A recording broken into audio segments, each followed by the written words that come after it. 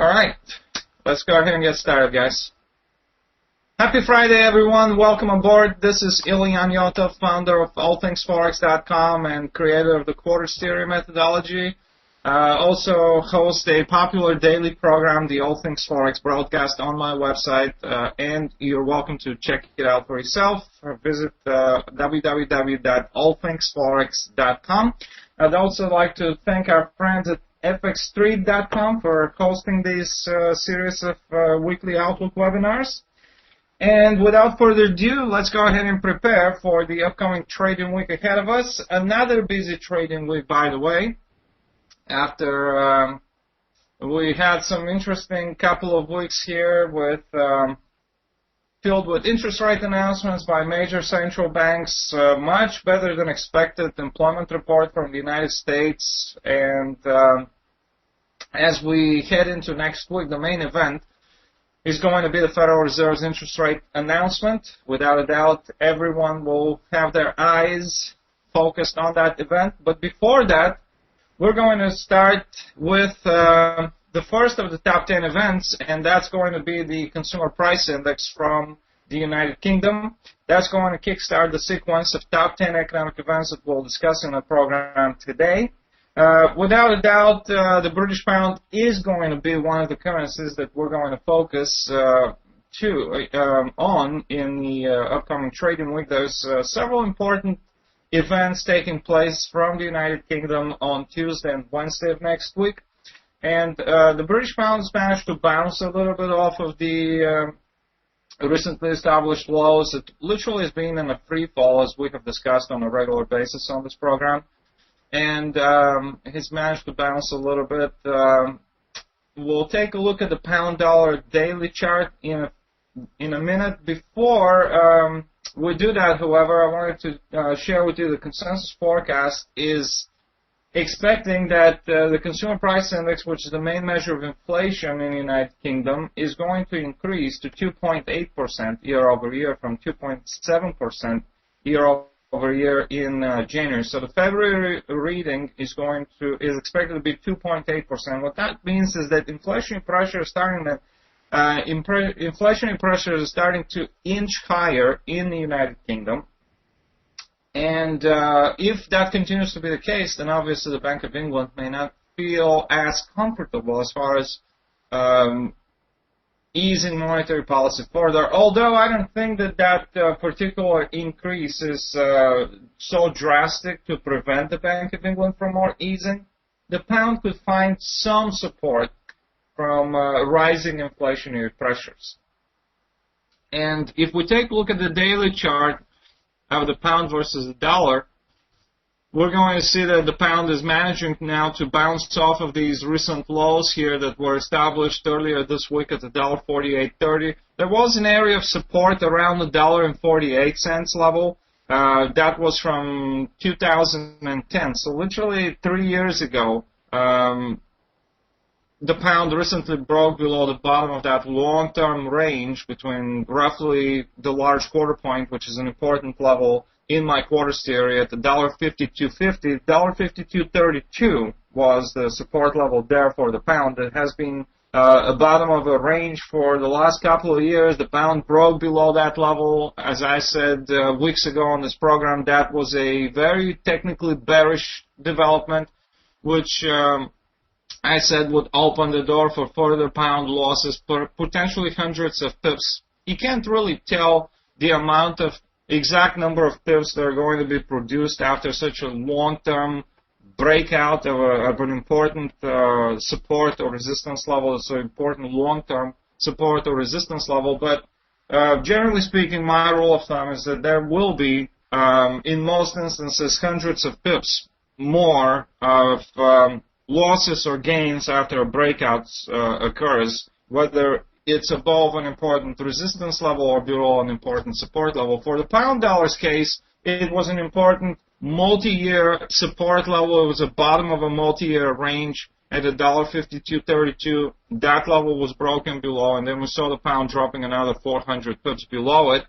And now on the way up, during this period of a price correction, obviously the pound's been long overdue for a price correction. It's literally been in a free fall since it registered these new 2013 high of $1.6341.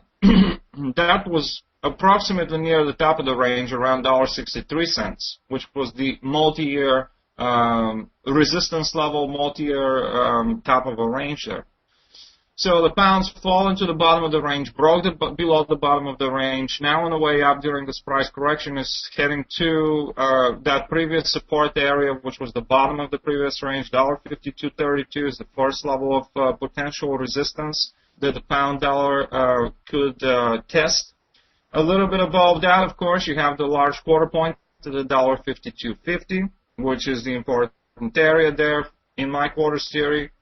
And a little bit above that level, there's a few resistances at the $1.5275 area, $1.5276, 77.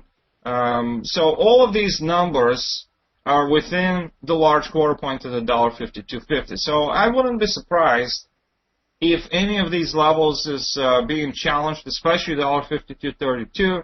However, if the pound does not manage to break above this $1.52.5 area or $1.5232 support, previous support, now potential strong resistance, then we can anticipate that the pound could continue its bearish trend versus the dollar after that price correction comes to an end. And what a better area for this price correction to come to an end than a previously established strong support level that can now play the role of a strong resistance during this price correction. So watch the $1.5232, $1.5250 large quarter point, $1.5277 as potential three resistance levels ahead for the pound versus dollar that could signal the end of this couple of days of price correction that the pound is enjoying here of its losses. Immediately after the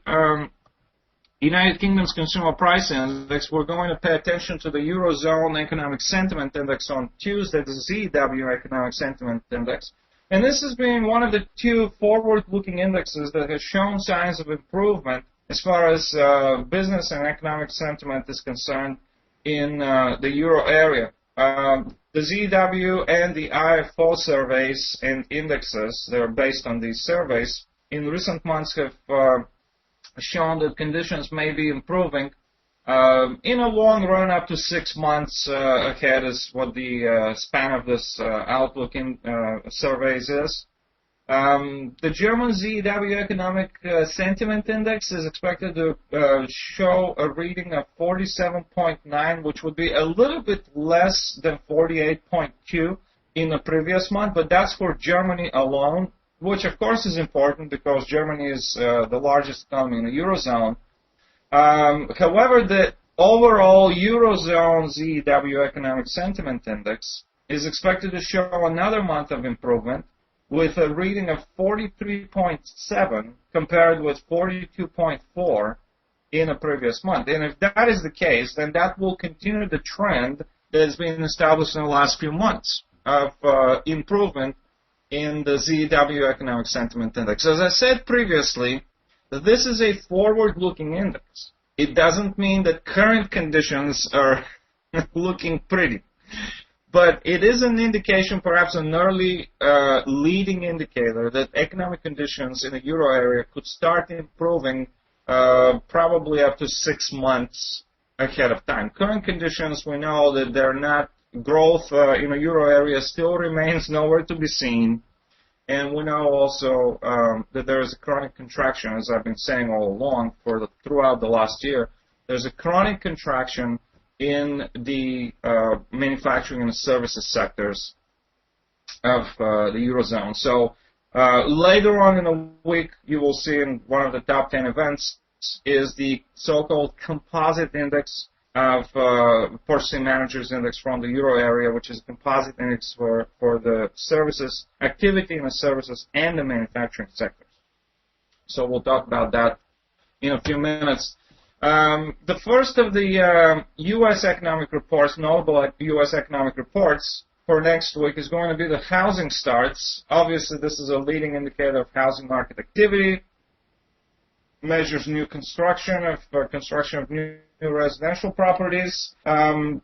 Housing data from the U.S. has shown signs of improvement, along with the labor market data. Both of them very closely related. Anyone who listens to my All Things Forex broadcast, the daily program, or logs on to listen to these weekly webinars, you will remember that we've been talking all along about this. There's not going to be a housing market improvement unless there's an improvement in a labor market in the U.S. Obviously, when people don't have jobs, they are not very likely to go buy a house.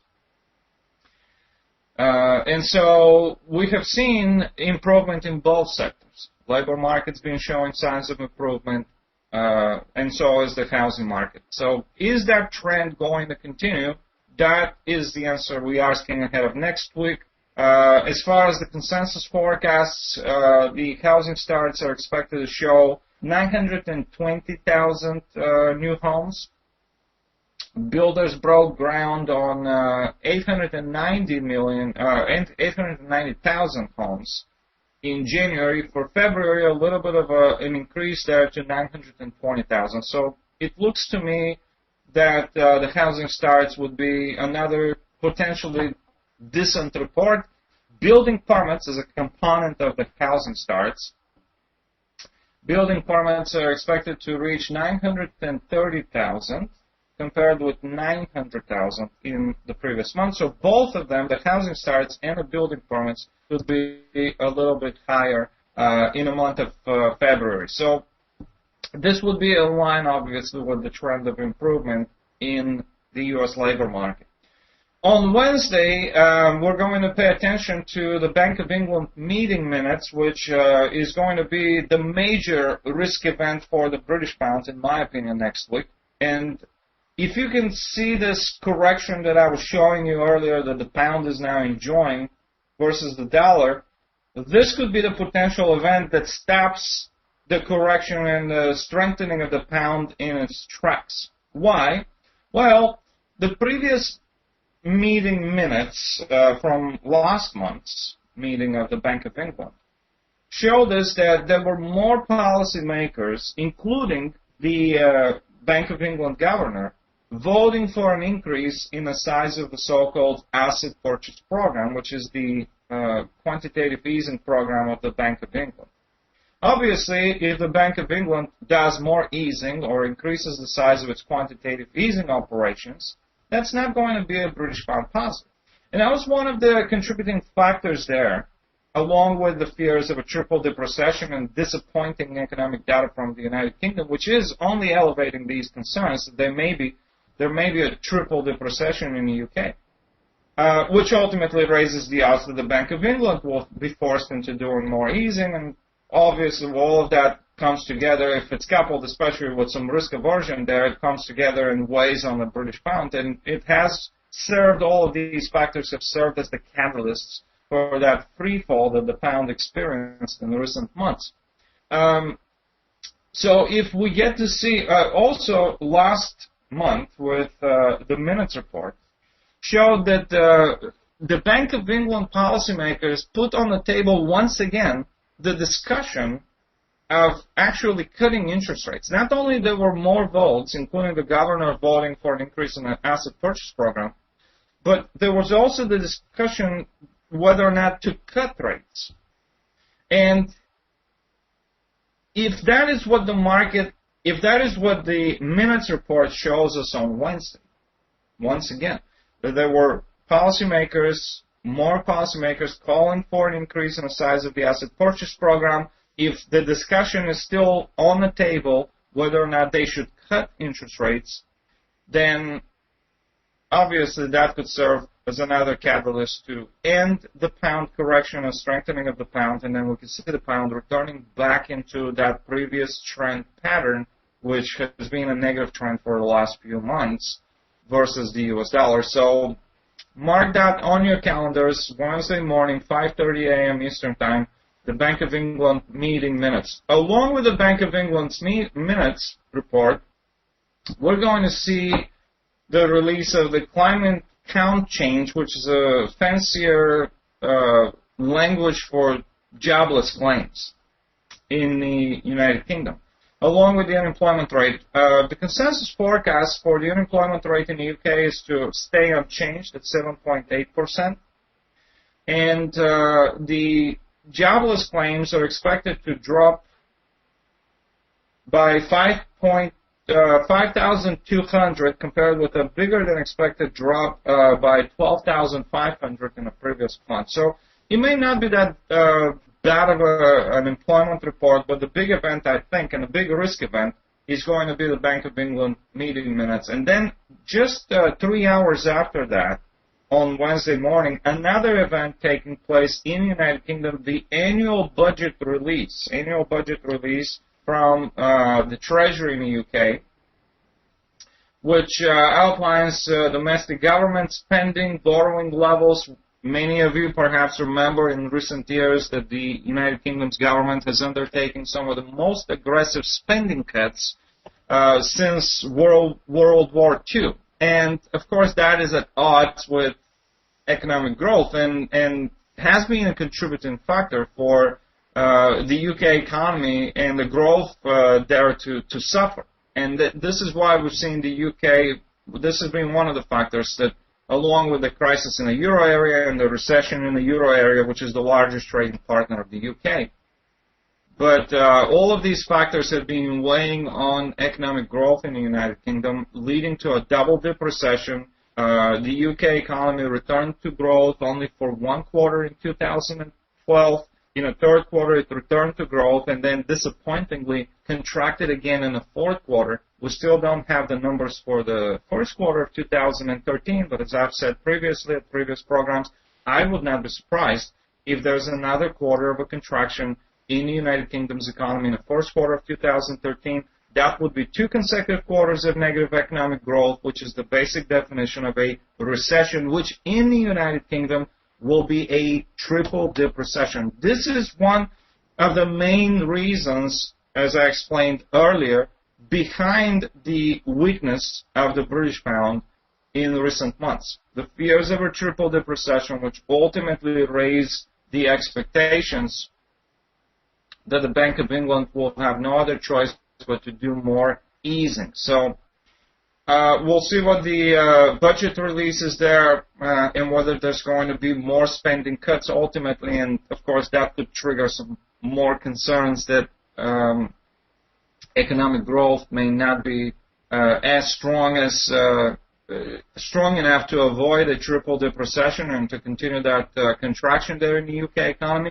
And the British Prime Minister himself, after the Bank of England's announcement last month and their decision to do nothing, came out and said that the Bank of England must do whatever is necessary to support and stimulate the recovery in the United Kingdom's economy. So in other words, if the government has taken on these spending cuts and austerity measures, then the Bank of England has to pick up the slack, in other words, to stimulate the economy. And the Bank of England has not done that for how many meetings now? Several meetings. The market's been pricing in that they're going to at least expand the size of the asset purchase program and do more quantitative easing by another £25 billion, but that has not happened. So we'll see what the minutes tells us next Wednesday.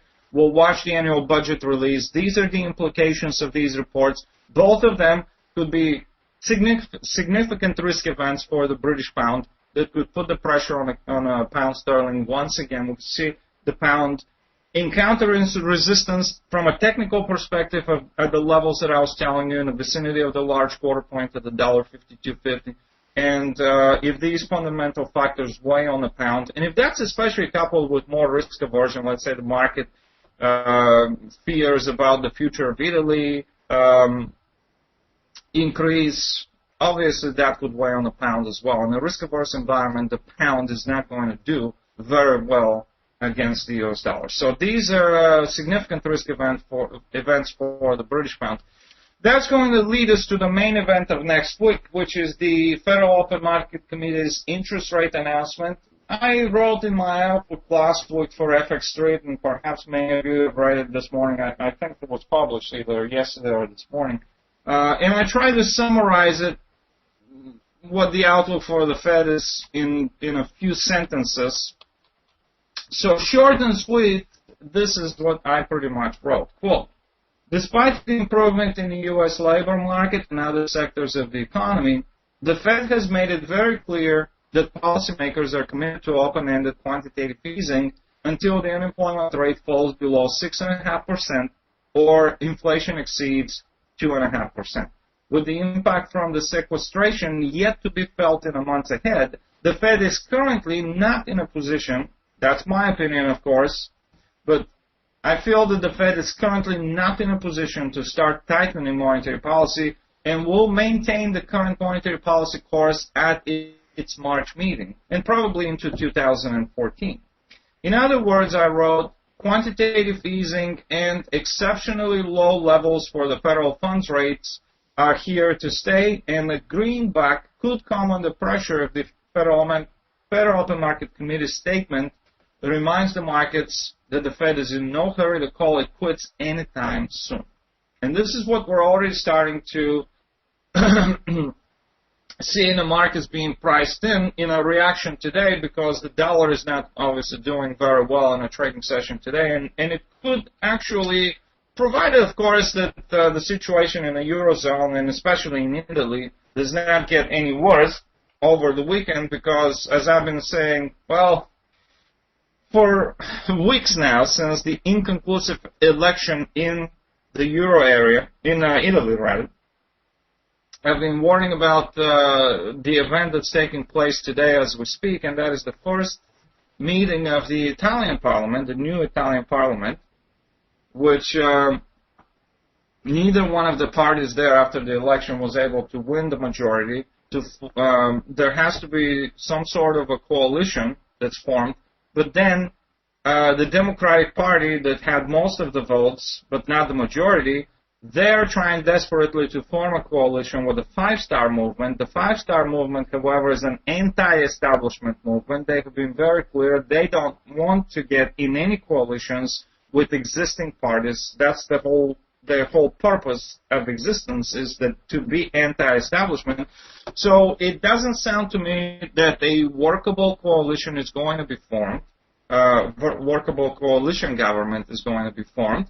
And then ultimately that would lead to the same as we saw recently being established, which was some sort of a, quote, technocratic government, which is going to be only a temporary solution that takes place until the next election. And if the next election is actually scheduled somewhere later this year and it falls around September, which would be the time of the German elections, well, that could complicate things. In other words, if we're looking at more months of uncertainty about what's going to be the political future of Italy, the third largest economy in the Eurozone, then that could add to investor concerns, and it could alleviate anxiety, elevate anxiety levels, and obviously it could create an environment of where we have more risk aversion and ultimately weigh on the euro, weigh on a lot of other risk assets,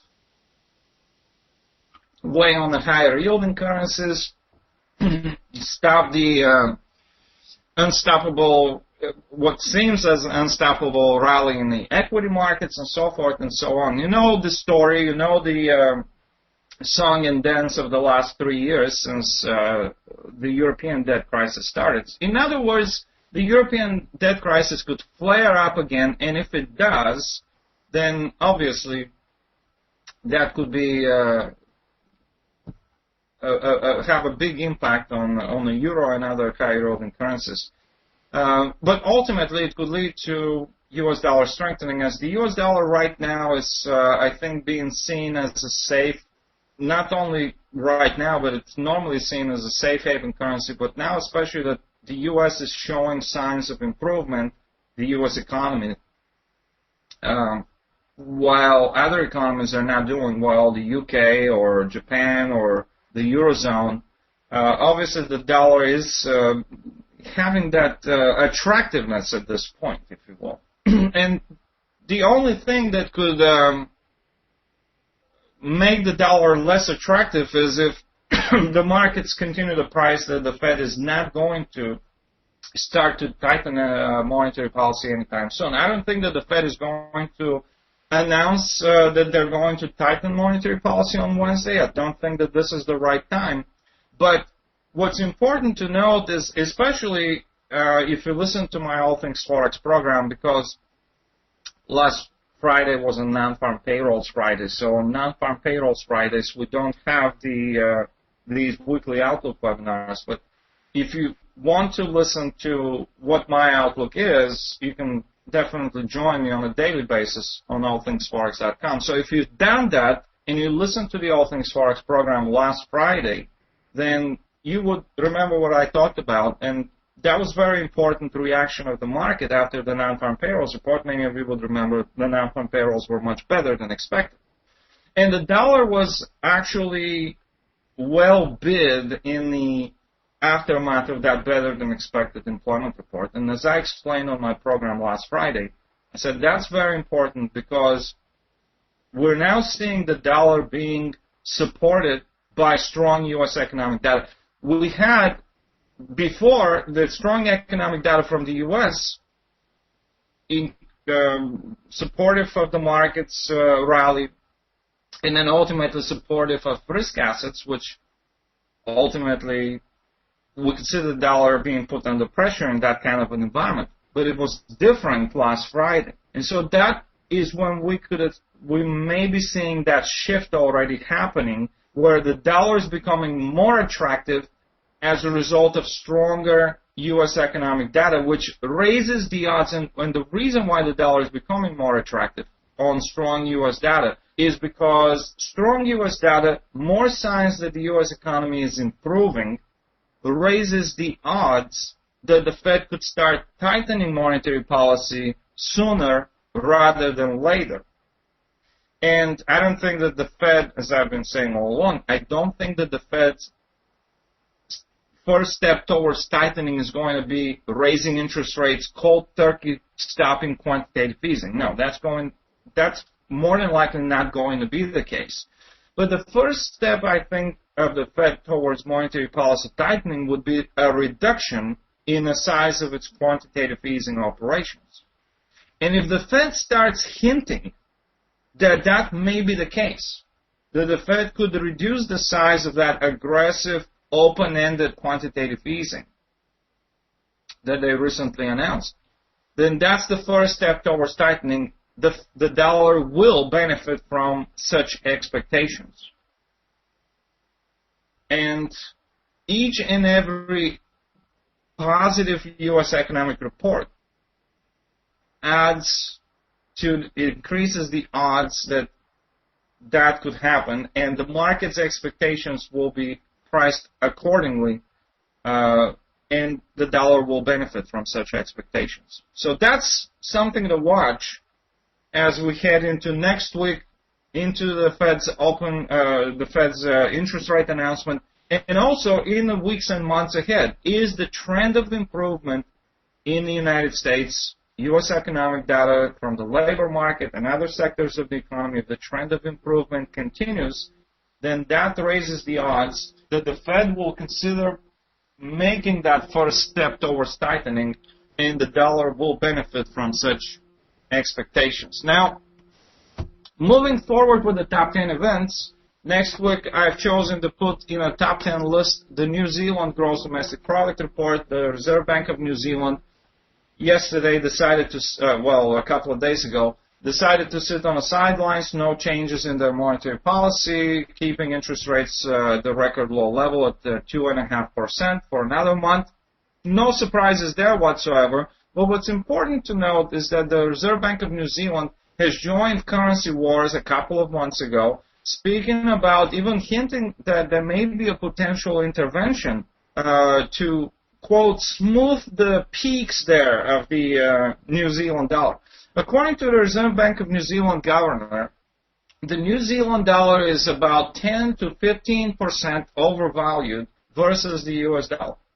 And obviously, the New Zealand dollar is a higher yielding currency. In periods of when the markets are rallying, when investor sentiment remains positive, the New Zealand dollar is going to benefit from that. And the New Zealand dollar could also benefit from an increase in improvement in the economy there as well. And the gross domestic product is the main measure of economic activity and growth. And for the fourth quarter of 2012, the New Zealand economy is expected to grow by 0.9% quarter over quarter, which would be much larger growth than a 0.2% growth in the previous quarter. So we could get a positive gross domestic product report from New Zealand. And if so, it happens that the New Zealand dollar manages to strengthen. It's bounced off of the recent lows. Let me show you the daily chart of the Kiwi against the dollar. You can see here the New Zealand dollar is put under pressure in the last few weeks, especially in the days leading to the Reserve Bank of New Zealand announcement, but it's managed to bounce off of the lows at 0.8161, and it's now pulling back towards the large quarter point, important level in my quarters theory at 0.8250. Obviously, this is the farthest area of resistance. If the New Zealand dollar actually starts climbing towards these previous highs, which are a little bit above the 83 cents, 0.83 cents level, we can start hearing the Reserve Bank of New Zealand officials expressing once again concerns about the strengthening of their currency.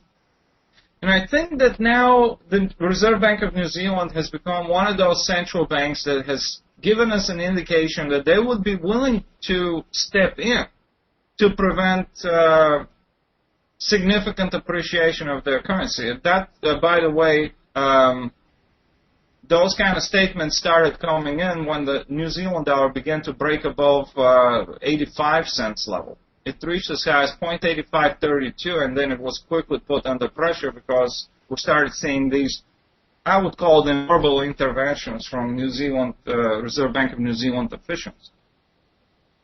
So I think that an increase in the New Zealand dollar here, whether it's to 83 or even higher, might become an opportunity, especially if we continue to see Reserve Bank of New Zealand and other New Zealand officials being hinting that they're not happy if the New Zealand dollar were to strengthen further. So it's going to be an interesting currency to watch, I think, in the upcoming weeks, especially if it manages to stage a rally to see what the New Zealand officials will do with that currency. But I think it could be an opportunity if it strengthens too much. The Japanese trade balance is going to be another report we'll be watching on Wednesday, and of course the Japanese yen is going to be one of the currencies that we're continuing to follow throughout next week. Unstoppable rally there for the dollar against the yen. Change in the leadership, and I'm trying to really cram all this information in 2 minutes. I just got a note that I have to wrap things up in 2 minutes. So, I know. How do I go and say all of this in 2 minutes? Anyway, I'll try. So today, or last night, we had the vote in the upper house of the Japanese parliament as far as approving the candidates for the leadership, the new leadership of the Bank of Japan. Everything passed. So the current Bank of Japan governor Shirakawa steps down next Tuesday on March the 19th.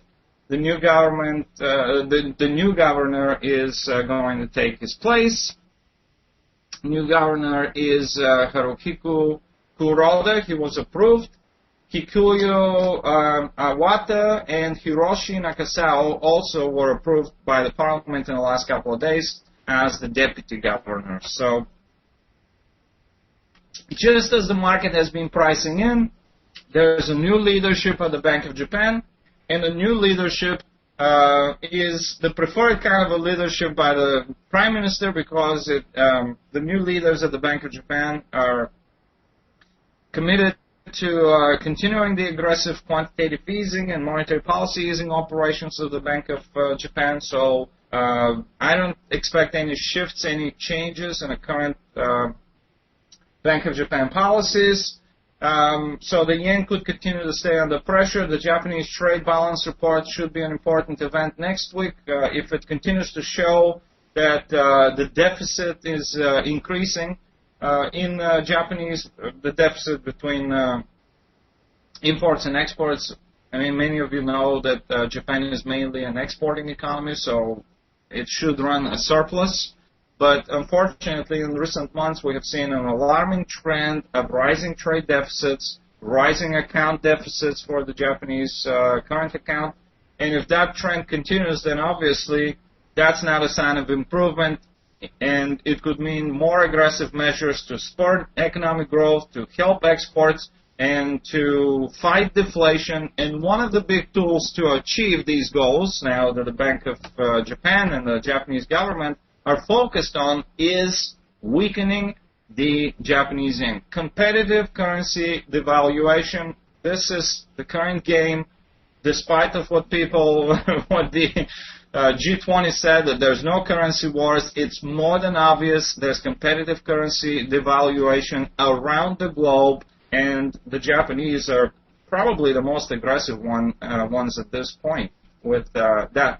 The trade balance is expected to show the trade deficit rising over 1 trillion yen from 680 billion in a previous month. So obviously no signs of improvement there, which could mean further aggressive monetary policy easing by the Bank of Japan and more Japanese yen weakness that could be triggered by that report as well on Thursday at 7:50 or Wednesday 7:50 p.m.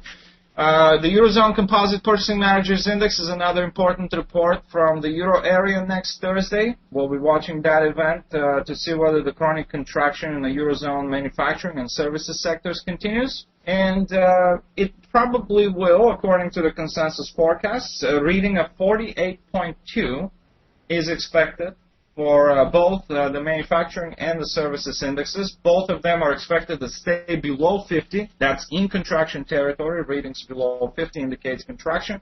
Readings above 50 indicate economic expansion. So another month of contraction there in the manufacturing and services sectors.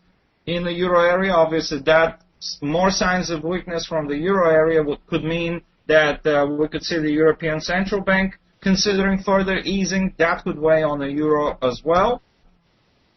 Then we'll watch the U.S. existing home sales on Thursday, which is the main measure of housing market conditions here in the U.S. Existing home sales are expected to increase to a little bit over 5 million from 4.92 million in the previous month. So both of the housing reports next week, the existing home sales and the housing starts, could be positive, which would be in line with the recent trend of improvement. And the final top 10 event for next week is going to come from Germany with the IFO Business Climate Index, which is expected to show another month of improvement with a reading of 107.8 compared with 107.4, as I said earlier, with the ZEW index. This is another forward-looking index. It doesn't mean that conditions are good now, but could point to an improvement in the next 6 months or so in the Eurozone economy. Quick look at the euro-dollar pair. A little bit of a bounce for the euro as well here in the last couple of days. A move now to a little bit above the $1.30 and a little bit above $1.31, overshooting $1.31